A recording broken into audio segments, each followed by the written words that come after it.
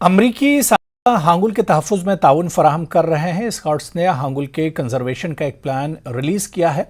हांगुल के तहफ़्फ़ुज़ के मंसूबों के नतीजों पर एक दिन के सेमिनार में मुख्तलिफ पहलू ज़ेर बहस रहे।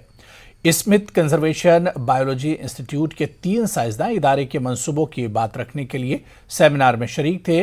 वाइल्ड लाइफ प्रोटेक्शन डिपार्टमेंट के अफसरान और रिसर्चर्स ने स्काउट्स के सीनियर साइंटिस्ट डॉक्टर खुर्शीद की तैयार करदा रिपोर्ट पर तबादला ख्याल किया।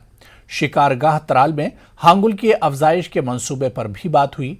कश्मीर के regional wildlife warden Rashid Naqqash ने मजमूई अंदाज में हांगुल के तहफ़्फ़ुज़ का खाका पेश किया। क्योंकि हमारी स्टडी से पता चला कि हांगुल में ऑलरेडी जो है ब्रीडिंग प्रॉब्लम है, कम बच्चे पैदा होते हैं और जो भी पैदा होते हैं वो जो है प्रेडेशन का शिकार होते हैं। प्रेडेशन पहले खाली लेपर्ड का होता था, अब चूंकि ये जो ग्रेजिंग जब स्टार्ट हो गई एंड जो हमारे दासीगाम के अंदर जो फोर्सेस हैं, जो पैरामिलिट्री फोर्सेस हैं, उनके डॉग्स का जो इम्पैक्ट आ गया है। There are 50 some odd deer species across the world, and we assess the conservation status of each. And Hangul have always been a species of concern, and with their recent declines, we need something to be done. We need some increased activity, increased conservation, and we're glad to see that there's an action plan that's been created here, and we're here to support. जो हमारा पिछला decade रहा है hangul conservation में, मैं कहता हूँ कि ये काफ़ी हद तक क्रूशल और बेनिफिशियल रहा है, क्योंकि हम लोग इस डेकेड में जो है लास्ट डेकेड में एक थ्रेशहोल्ड पॉपुलेशन को हम सस्टेन कर पाए, जो कि तकरीबन 100 के करीब पहुँची थी। और इस वक्त जो लास्ट सेंसस है 2021 का, तो उसमें ये तकरीबन 260-261 के तक पहुँच गई है।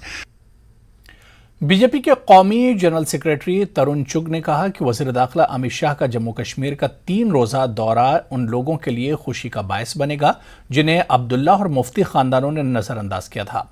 कौमी जनरल सेक्रेटरी ने मज़ीद कहा कि यके बाद दीगरे आने वाली हुकूमतें गरीबों और ख़ास तौर पर SC और ST ज़ुमरों को नज़रअंदाज करती रही हैं, लेकिन बीजेपी की मौजूदा हुकूमत में हमेशा तमाम शहरियों की खुशहाली के बारे में सोचती है। उन्होंने कहा कि मुल्क में 5 अगस्त 2019 के बाद तरक्की के एक नए दौर का आगाज हुआ है। इंतखाबात के बारे में एक सवाल का जवाब देते हुए चुग ने कहा कि वो भी यूटी में इंतखाबात चाहते हैं,